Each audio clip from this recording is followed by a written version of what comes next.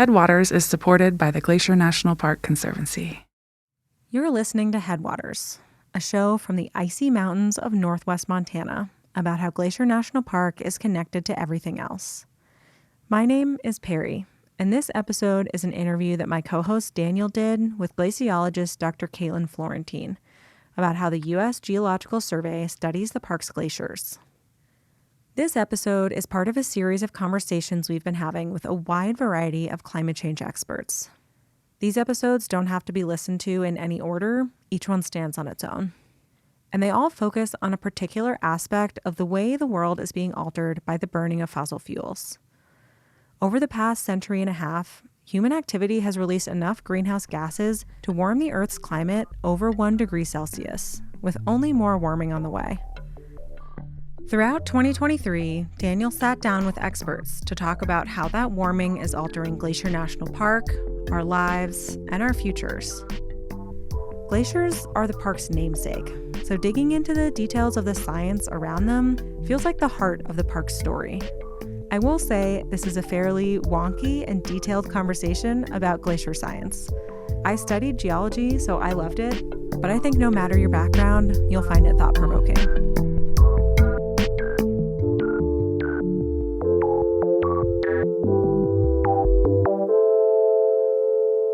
Dr. Caitlyn Florentine, welcome to Headwaters. Hello, thank you for having me. Can you introduce yourself? What's your job? What do you do? Yeah, my name is Caitlyn Florentine, and I work as a glaciologist for the US Geological Survey. I'm a research scientist. So, what have you been up to for the past couple days? I've been here in the park doing fieldwork on Peri Glacier. So you were up in the mountains for the past couple days? Yes. That's exciting. Yes, we had excellent weather. Do you think of yourself as a glaciologist, or you study the cryosphere? How do you describe what you do? I consider myself a cryosphere scientist, and the cryosphere is the portion of the Earth that is frozen. So anything involving frozen water, land ice, sea ice, permafrost, seasonal snow. So I'm a glaciologist, and I think of it from sort of a geophysical perspective. You approach the study of the cryosphere, you approach glaciology from a very quantitative way. What does that mean? Correct.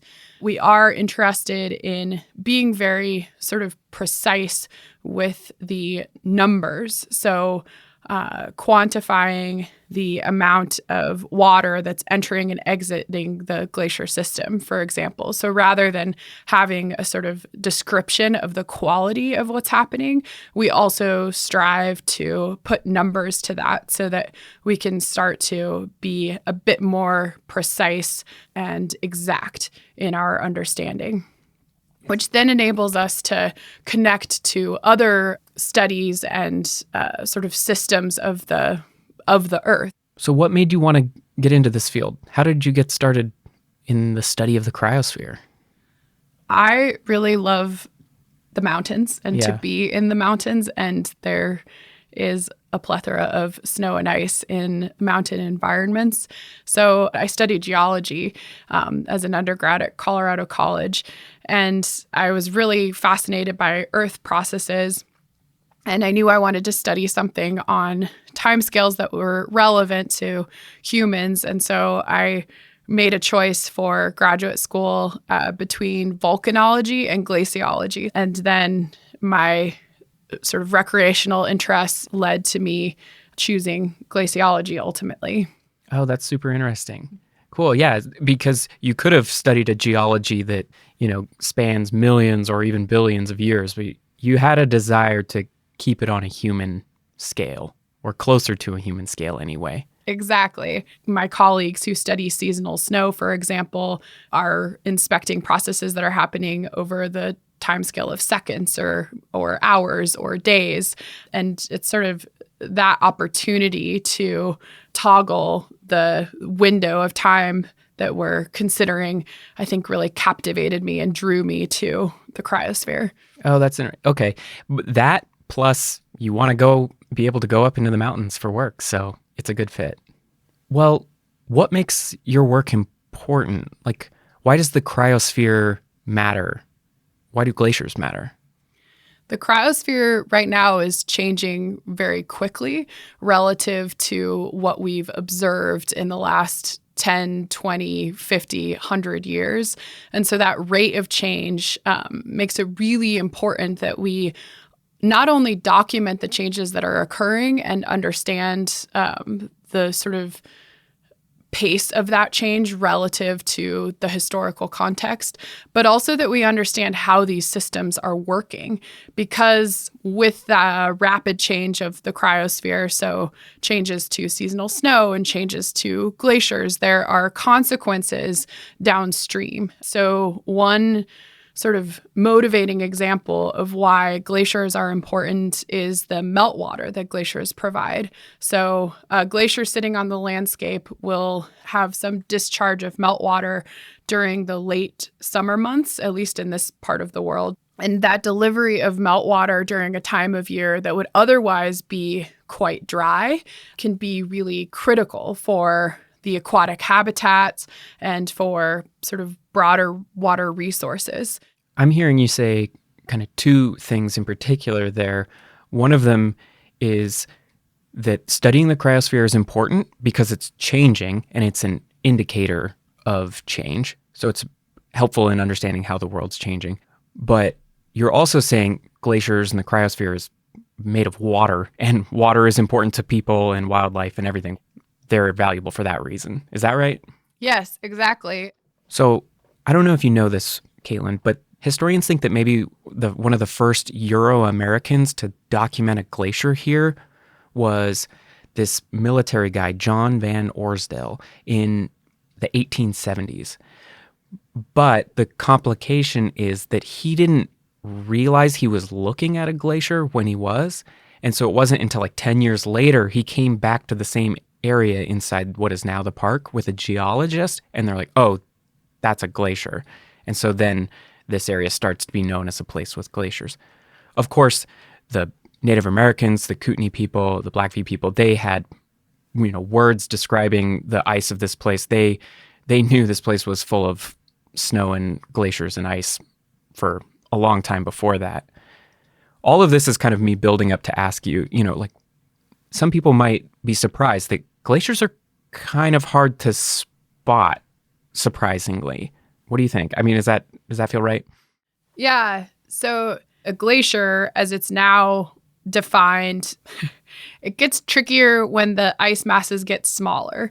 So if you're in a landscape where you're looking down a valley, and particularly at a time of year when the seasonal snow is absent, and so you're just looking at bare rock and bare ice, it will probably be quite evident what is a glacier versus what is not.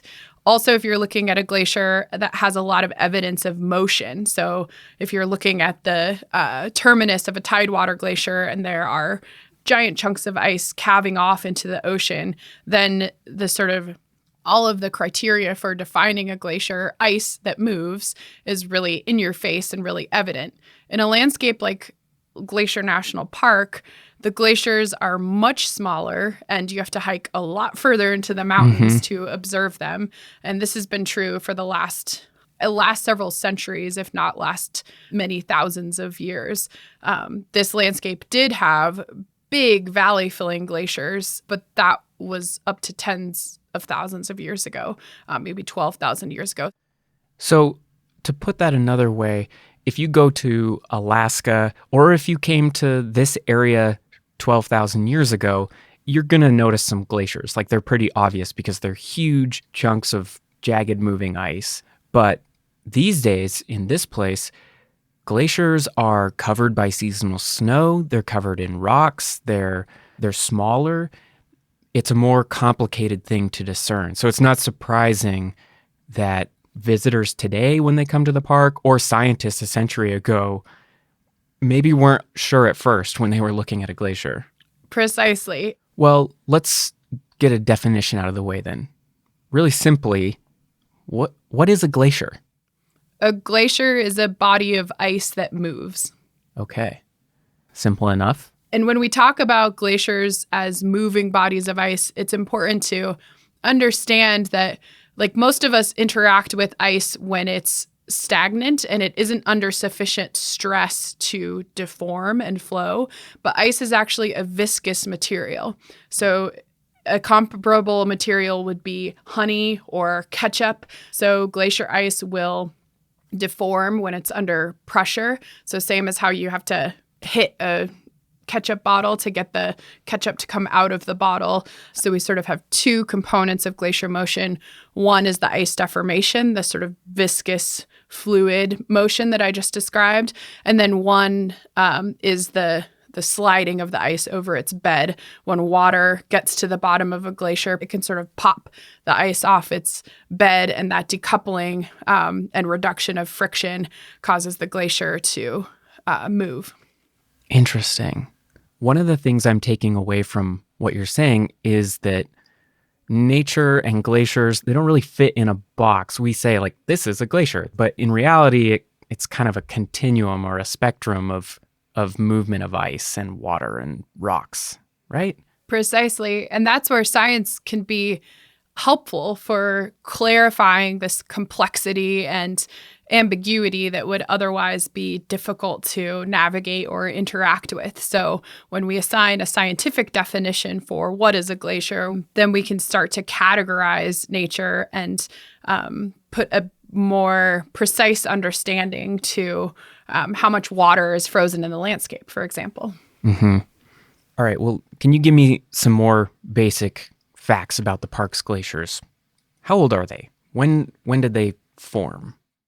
Yeah, that's an interesting question. And I think it's important when we ponder that question to understand that because the glacier is moving, it's sort of cycling ice through itself every year at all times. So because a glacier is moving ice and it's ice that's, cycling through, any piece of individual ice is going to be less old than the footprint or the existence of a glacier in that area. Exactly. Okay, interesting. And so let's describe that process now, I guess. Simply, glaciers, you say, are a mass of ice that's moving. How that happens is you get a lot of snow in the winter, it compresses into ice, and then it flows under its weight and melts out the other end. So it's this like conveyor belt of moving ice. How do you define, or how do you describe that process, like the Glacier Anatomy 101? Yeah. So traditionally, and sort of in our most well-behaved textbook understanding of a glacier, we have this body of ice that stretches from some high elevation zone to a lower elevation zone. And the high elevation zone typically can be described as the accumulation zone. So there's actively mass accumulating every year in that zone. So there's more snow that accumulates than melts in the accumulation zone at high cold elevations. And so you have this conveyor belt motion, and the snow that's accumulating up high is compressing and eventually densifying into ice, which then is flowing towards the ablation zone. Okay, so basically it's colder up higher and it's warmer down lower. So the higher zones, you get a lot more snow, it compresses into ice, and then the glacier flows, and if it's growing, it's going to keep flowing until it reaches a place that's warm enough that it melts. Precisely. And that's happening kind of on a seasonal basis, but it's also happening on a really much larger time scale too. Yeah, however long it takes those particles that are deposited in the high accumulation zone, the sort of time scale of their residence time, if you will, within the glacier will be defined by how fast the glacier is moving. So there are places on the Greenland ice sheet where it takes thousands of years for a snowflake that falls at the top of the ice sheet to make its way all the way to the margin and melt out. The glaciers here in Glacier National Park are much smaller, so the residence times would be much shorter. Like it might take a snowflake that lands at the top of Sperry Glacier a few decades to reach the melt zone or the ablation zone? Okay. And we have evidence of materials from the human system being deposited up high on Sperry Glacier, for example, and then melting out several decades later. So that's an indicator of the residence time. Yeah, so the evidence we have on Sperry Glacier for that residence time, was there a ski that like got lost up on Upper Sperry Glacier and then eventually melted out? Yes. Okay. And we know like, oh, this ski is from the 70s or something. Precisely. So then you can say, okay, it takes a few decades for a snowflake or a ski to move through the glacier. Yes. Interesting. Now, we should explain that moraines are all the little crumbs of the mountain that the glacier is like scraping off. They pile up around the edge of the glacier, and that's called a moraine. So do you have a good way to explain what a moraine is? Yeah. So a moraine is a hill of poorly sorted rock that's deposited on the edge of a glacier. So it's sort of a sharply crusted hill that hugs the edge of the glacier. And so it will form as those crumbs of rock and sediment are deposited along the margin of the glacier when the glacier occupies the same position for a long period of time. However, when the glacier starts to retreat, that moraine will persist. So it acts as evidence in demarcating the stamp of land that the ice occupied for some long period of time. So that's helpful if you're a scientist without a whole lot of fancy technology. A century ago, you can just like hike around in the park and you can see a glacier, but then you can see like, oh, there's a moraine, and I can see where the glacier used to be because the dirt pile or the moraine surrounding it is far away from the ice now. So I can tell that the glacier is retreating away from where it used to be. Exactly. Interesting. Yeah. So there's all these clues of what the glaciers have done in the past. Using those clues, do we know how old are the park's glaciers? Interesting question. There's been a sort of waxing and waning of glaciers in their present configuration. Now, 12,000 years ago, we have evidence. We know that this entire mountain range was encased in ice when we go further back in time.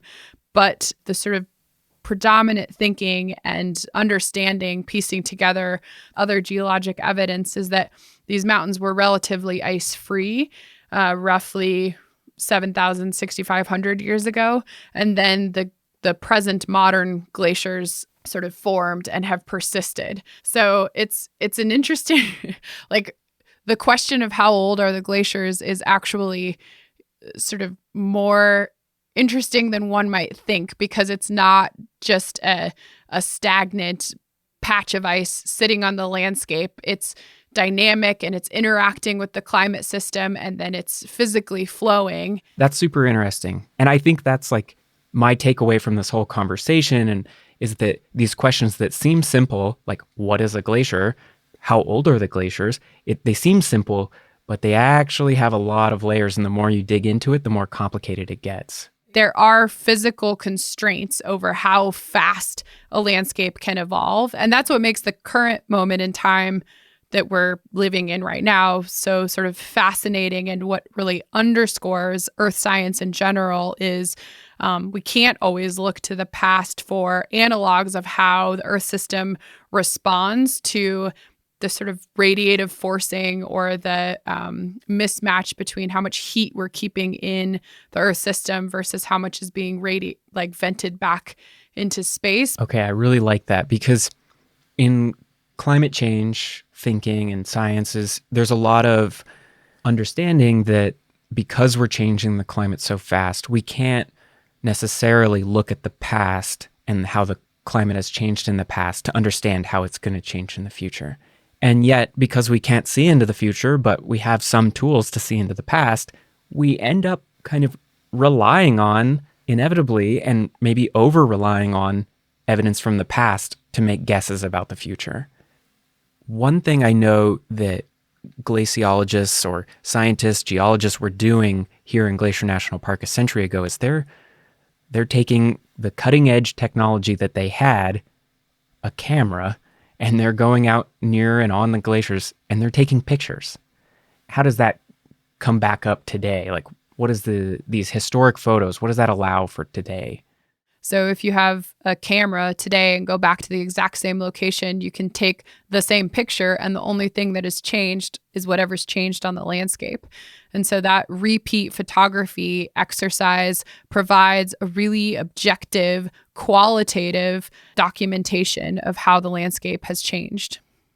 And so that was kind of a sub-project that your team at the US Geological Survey started doing in the 90s as a way, let's collect up these historic photos that scientists took a century ago, and let's take the same pictures from the same vantage point. Let's take it again. We can even try and take it on the same day or about the same time of year or time of month and see how things have changed. So it's a very intuitive kind of science. Just what did it look like 100 years ago with a photo, and what does it look like today? Exactly. So it provides this starting point for understanding the character of landscape change. And then with our modern techniques, we can start to dig into, addressing questions of what exactly is driving that change. What does that change say about what's going to happen in the future? The repeat photos are cool because they answer the most very basic question. Are things changing? But it's very qualitative, as you say. It's not super measurable. We can see that, yes, Sperry Glacier is a lot smaller now, but it's hard to measure that, which shifts us then to the science and the approach to studying the cryosphere that your team has had for the past couple decades, where repeat photography is a nice communication tool and a good, starting point to understand the quality of the change. But now you're bringing Newtonian physics and really measurable science to the glaciers. Yeah. And I would say the repeat photography project is a precise scientific exercise. So it is providing a very objective, repeatable, it's reproducible, and there's no sort of manipulation or prerogative or agenda that's influencing the outcome of that photograph. So it still is applying the scientific method of the objective to capture the same image from the same exact location. Yeah. That's important to remember, that the repeat photos aren't just, 100 years ago and today. Like, there's actually a lot of intervals in there, and we can repeat photos now that were taken in the 80s or the 90s. And so I think that's important what you say about it is a very scientific approach, but it's also a very powerful communication tool to see how things change.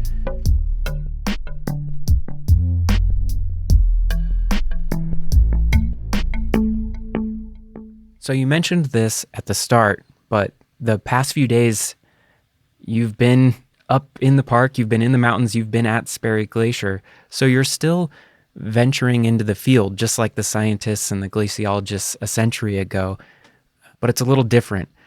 Let's talk about your past few days. What were you trying to do up there, and what was it like? Yeah. So this week, we approached Sperry Glacier to measure the winter mass balance. So we visit Sperry Glacier twice a year, in the fall and in the spring. And in the fall, we're measuring how much ice the glacier has lost during the melt season. And in the spring, we're measuring how much snow has accumulated on the glacier during the winter season. And so these two measurements give us an understanding of the mass balance or the mass budget of the glacier. So mass balance is basically the checking account for water mass on the glacier every year. And here in Glacier National Park, we started taking these measurements in 2005 on Sperry Glacier.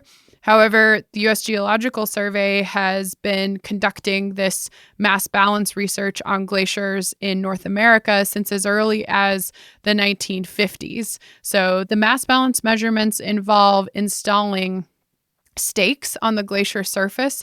We're measuring snow depth and also snow density. So we're measuring how deep the snow is, and then we're measuring the mass of the snow. And this year, we've seen a very precipitous decline of the seasonal snowpack. And so we were measuring snow densities that were quite high for this time of year. So usually spring snow densities are maybe 500, 550 grams per cubic centimeter. In the wintertime, lighter, fluffier snow, I mean, at Bridger Bowl, the sort of cold smoke, as it's referred to, is about 10% water mass. And in a more typical winter snowpack around here in the sort of wetter climate of Glacier National Park is maybe 30, 40% water mass. And so we were in the springtime, it's maybe 50% water mass. And this week on Monday, we were measuring 60%. So that's quite dense. And we also were measuring snow depths that were quite shallow relative to what we've measured in the past 18 years. So it was pretty bony. The snow cover is thin. Pretty bony. We're probably about a month ahead in the melt season relative to sort of the typical progression. Let me go back to the start of this. So this has been going on since 2005 here on Sperry Glacier, but it's been going on a lot longer around the country and around the world. And when you actually go to do it, it sounds like it gets pretty complicated, but the concept's kind of simple. Basically, you're going up and you're measuring the glacier. How thick is it? How dense is it in the spring and in the fall? And then you can, if you do that over time, you can see how the mass of the glacier is changing from winter to summer and over time. And it's even simpler than that because we're just measuring the surface. So we're just measuring how much mass is added and how much is subtracted. So we don't actually measure how thick and dense the glacier writ large is. We're just sampling how much mass is entering and exiting the system. So we have these little dipsticks, basically, point measurements at stakes around the glacier. And that gives us the starting point for understanding that seasonal rhythm. And then we take those measurements back to the office and we then extrapolate from those points to get a glacier-wide balance. We then calibrate those measurements against measurements from space in order to account for the fact that we're not going to install stakes where there are locations that we can't access on foot. So we're not going to install them in crevasse zones. We're not going to install them at the base of avalanche paths. And so knowing that we have this bias, this sort of systematic bias that we need to correct, we calibrate against different representations of the surface mass balance. So these stake measurements, though, that I'm describing that we just collected this week for field measurements are very powerful because they provide direct measurements of the seasonal rhythm of mass accumulation and ablation. So some years, I suppose, you're seeing the glacier grow, right? So this will be the 18th year of glaciological measurements on Sperry Glacier. And I think there's only been 1 year that we've seen a positive balance. And so overall, Sperry has lost more mass than it has gained in the past 18 years. Interesting. So you're taking these measurements of Sperry Glacier and you can graph it then, and you can see it like, oh, it held kind of steady this year. Oh, it dipped a little. Oh, it maybe went up a little. But overall, you're watching it trend downward. Yes. Now, that seems like a great system, but it also seems like a lot of physical work. You have to get up to the glacier. You have to drill these holes. You have to put in all these stakes and everything. So this is really only happening at Sperry Glacier. It's happening a lot of places around the world and around the country, but here in the park, you're only doing it at one glacier. And I'm guessing that that's just because it's a lot of work. Yes, it is logistically demanding. And for that reason, continuous records like this are very rare on our planet. So of the 200,000 glaciers on Earth, only 1 in every 10,000 has a continuous decades-long mass balance record. So it really requires a commitment to repeat these measurements in a systematic way such that there's a cohesive, uninterrupted record, which is really powerful scientifically because then it allows us to understand that seasonal rhythm. Right, because we have repeat photos. The repeat photos can tell us, oh, look, the glacier got smaller over the past 50 years or 100 years. But it doesn't really tell us what happened in between. And these measurements you're doing, the mass balance measurements, they tell you what happened in between. Exactly. And they help us to understand how the glacier responds to years where there may have been a big melt season, so a very hot, dry summer. But if there was also a big snow season preceding that, then the glacier may actually be in balance for the year or close to balance. Whereas there could be years where the summer melts and sort of the lived experience of being in these mountains in the summer isn't that noteworthy. And then when we look at the cumulative record, we can start to really sort of understand the precise connection between the glacier and the ambient climate. So this is a fairly simple concept. You're measuring the snow in the spring and measuring how much it melts in the fall. In my head, one of the big changes, one of the big shifts in glaciology happens with airplanes and aerial photography. Can you explain what changes? What does that allow for? When you can view the glaciers and the mountains from an aerial perspective, you gain an understanding of how the glaciers are changing across the region. It's too much work to go hike up to every glacier and measure how its mass balance is changing.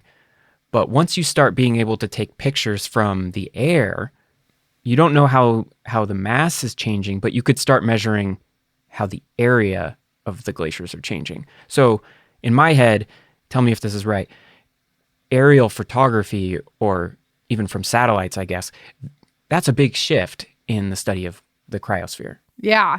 And I'd say it's true not just for the cryosphere, but for earth sciences in general. Our ability to view our planet from a distance. We have a time series of glacier area at various snapshots starting in 1966. And that was generated by tracing the area of the glacier from aerial images. So pictures taken from airplanes provide that baseline imagery that we can then use to trace the extent of the glaciers. And then if we have aerial or satellite imagery from the modern era, we can do the same thing, and then we can quantify the area change. The disadvantage is you don't know how much snow is falling on the glacier in the spring, and you don't know how much is melting in the fall. But the advantage is you can look at all of the glaciers in the park at once. You can take pictures of them all. So that's a huge advantage. So I guess the basis for glacier science in this area, as I understand it, is these aerial images. You have pictures of the glaciers from above, and then that coupled with the mass balance measurements that's just happening at Sperry Glacier, but happening over 18 years. So those two things together, you start to get a pretty good picture of how things are changing. Definitely.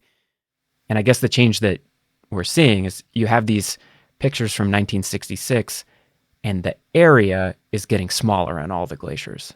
So that doesn't tell us if they're getting thinner necessarily or thicker or whatever, but it does tell us that the area is getting smaller.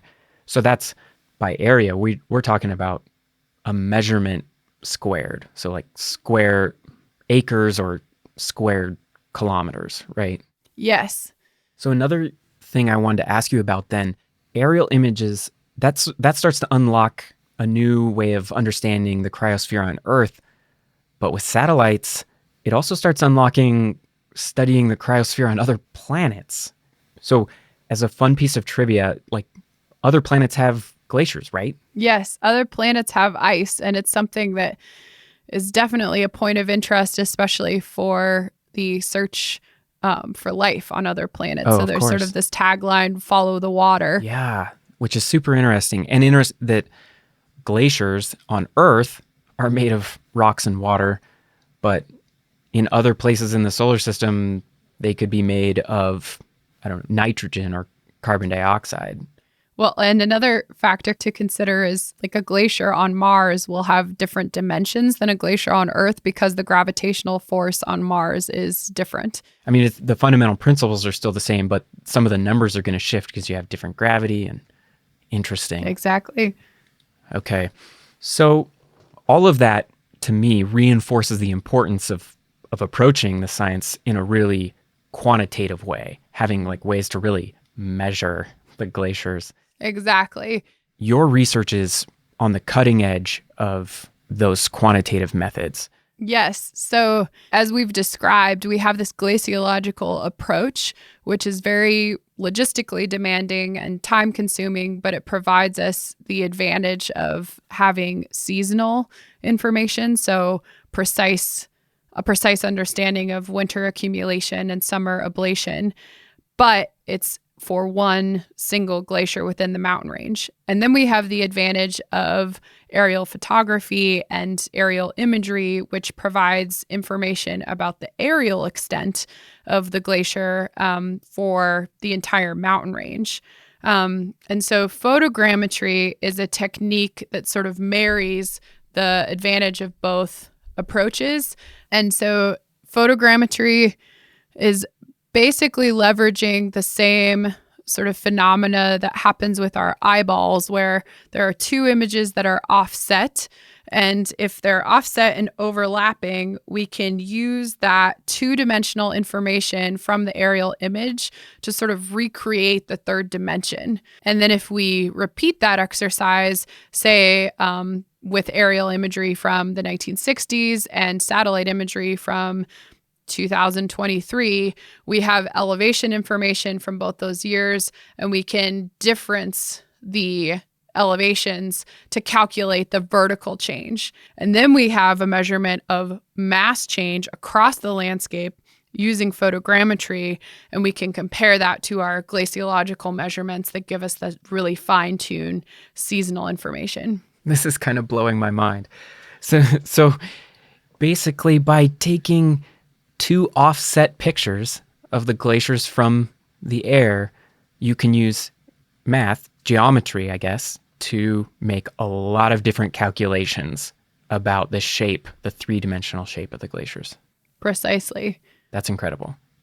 It sounds difficult to calculate. It involves specialized expertise, and actually the technology that and the sort of workflows that the USGS Glacier Group leverages were originally developed for NASA missions, for the Apollo missions. So for surveying the surface of the moon. There's all kinds of ways that studying the glaciers is being approached. We've hinted that mostly what you're observing is the glaciers are getting smaller, but let's talk about that. So is that true? All the lines of evidence point towards the glaciers are shrinking. Yes. It's important, though, to understand that there can also be situations, not so much for the glaciers here in Glacier National Park, but glaciers elsewhere, where the dynamics aren't necessarily, so sort of the flow of the ice isn't always directly coupled to what's happening with weather and snow accumulation and ice melt in any given year. The simple equation is like, well, it's hot in the summer, so the glacier melts. If it's not super snowy in the winter, then the summer is stronger than the winter and the glacier gets smaller. But what you're saying is, yeah, that's generally very true, but there's some real nuances happening on specific glaciers that have more to do with water under the glacier. How steep is the glacier? One I've heard about is wind, right? And drifting.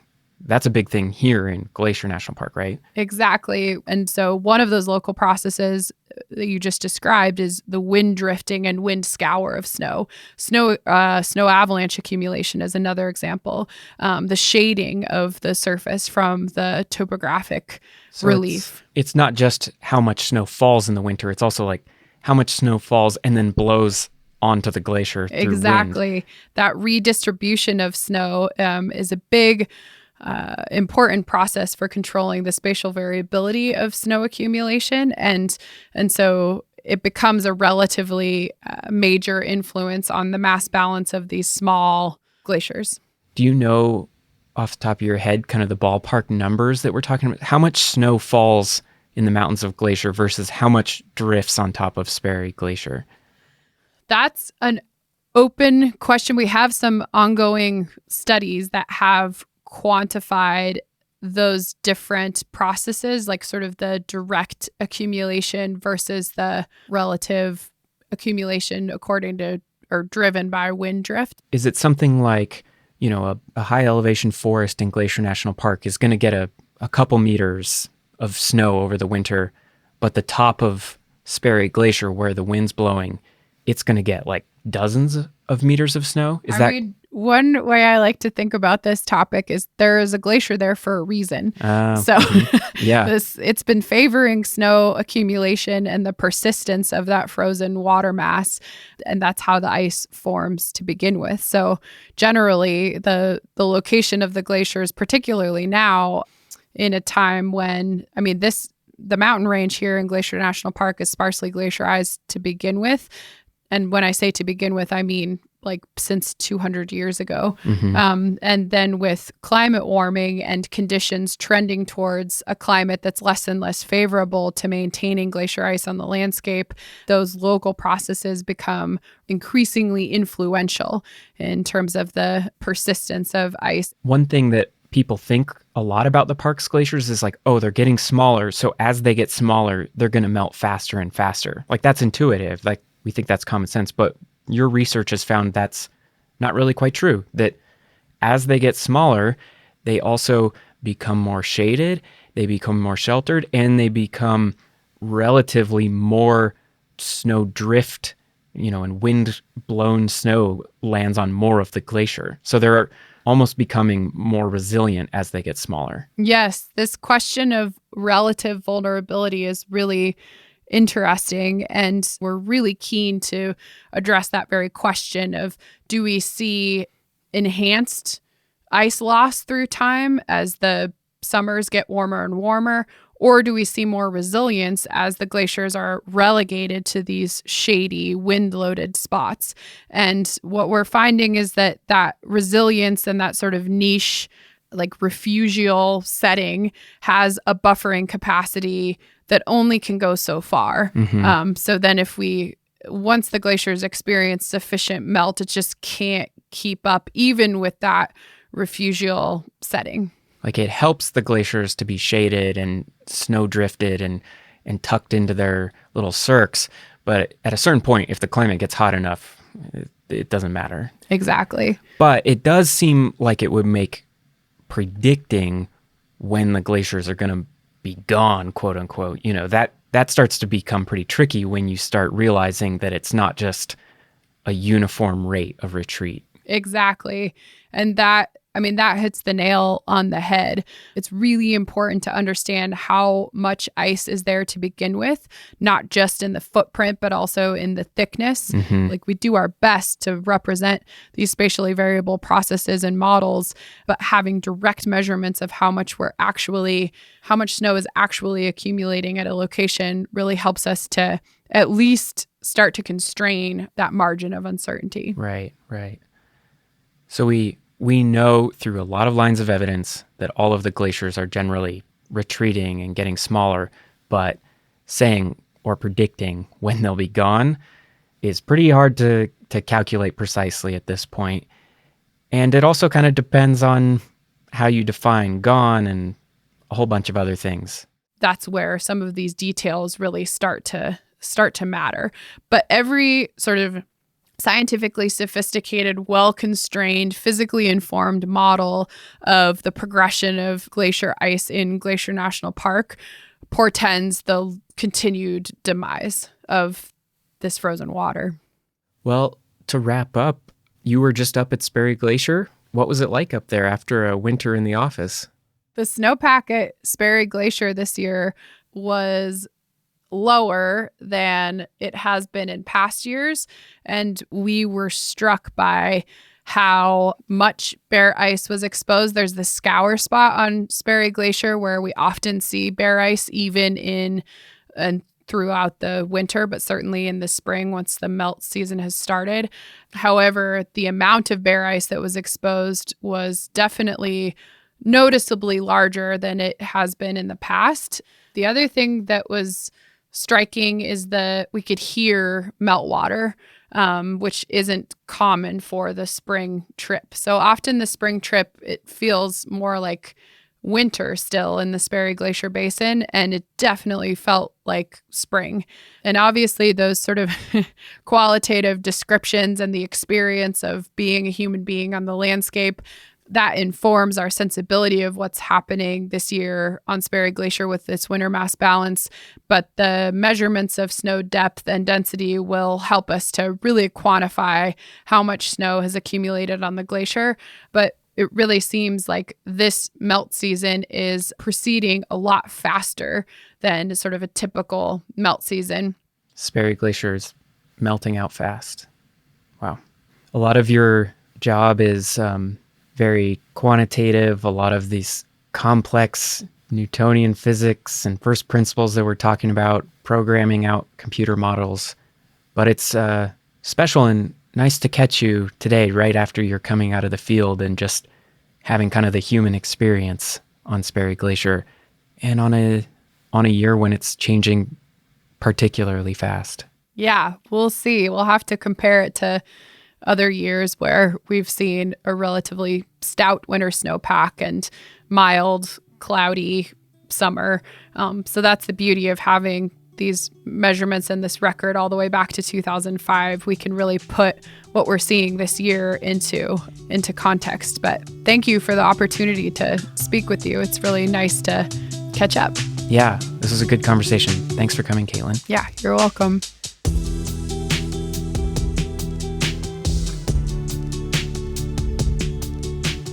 Headwaters is funded by donations to the Glacier National Park Conservancy. As an organization dedicated to supporting the park, the Conservancy funds a lot of sustainability initiatives. From solar panels on park buildings to storytelling projects like this one, the Conservancy is doing critical work to prevent the worst impacts of climate change. You can learn more about what they do and about how to get involved at glacier.org. This show is created by Daniel Lombardi, Michael Feist, Gabby Esavari, and me, Peri Sasnett. We get critical support from Lacy Kowalski, Melissa Sladek, Kristen Friesen, and so many good people with Glacier's natural and cultural resource teams. Our music was made by the brilliant Frank Waln, and the show's cover art is by our sweet friend Stella Null. Check out Frank and Stella's work at the links in the show notes. Besides sharing this episode with a friend who might appreciate it, you can help us out by leaving a rating and review in your podcast app. Thanks for listening.